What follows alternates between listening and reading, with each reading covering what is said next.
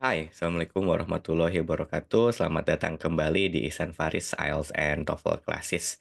Kali ini kita akan melanjutkan pembahasan ITP TOEFL Reading, khususnya untuk jenis soal pronoun reference.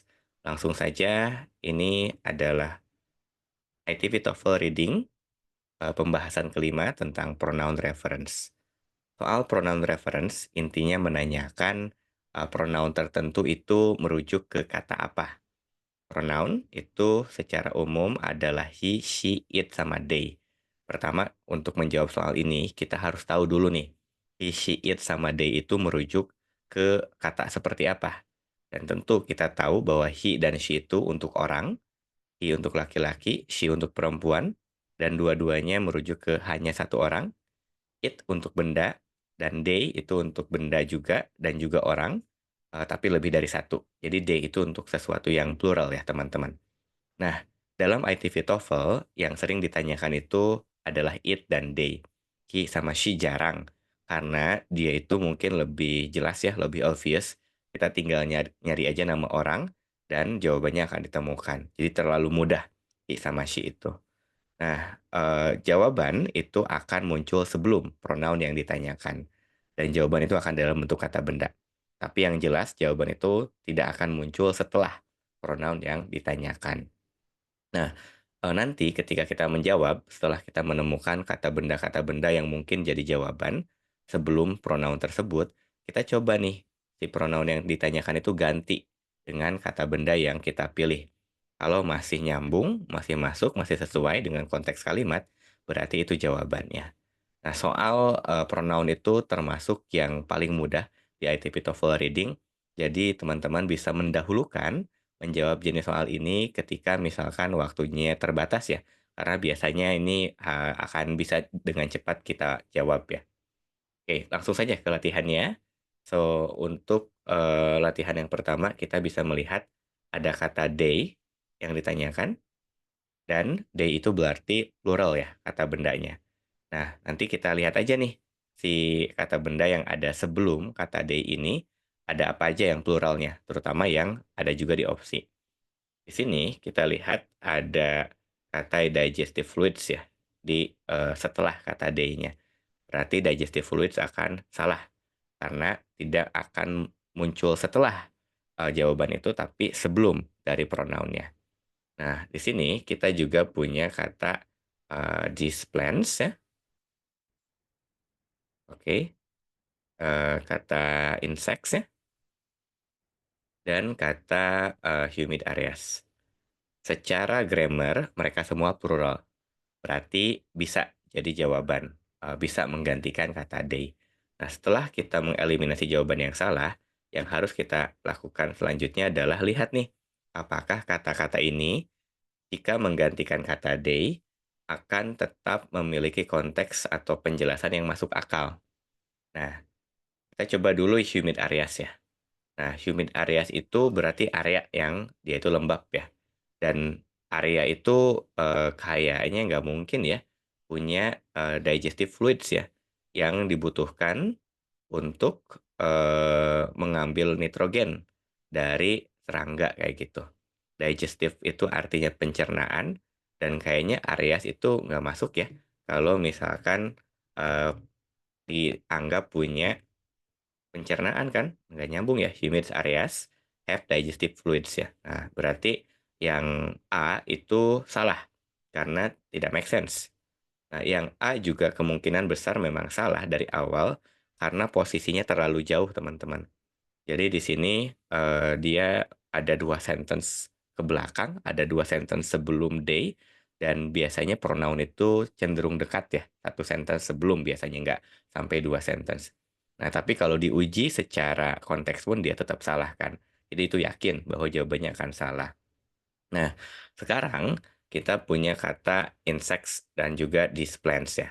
Kalau kita mengganti they dengan insects misalkan seperti ini, kita akan menemukan bahwa insects itu punya cairan pencernaan untuk mendapatkan nitrogen yang dibutuhkan dari insects lagi.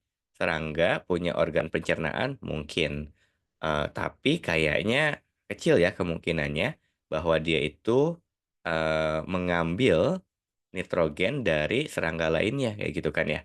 Nah, apalagi di sini kalau kita baca, konteks kalimat atau teks secara keseluruhan, dia berbicara tentang tanaman karnivorous ya, tanaman pemakan daging. Jadi mungkin si serangga itu jadi mangsa atau jadi makanan si, tanaman, bukan, serangga makan serangga ya dalam konteks ini. Nah, jadi yang insects itu nggak make sense, walaupun grammar-nya betul karena dia itu makan insects lagi kan di, kalimat yang ada di pertanyaannya.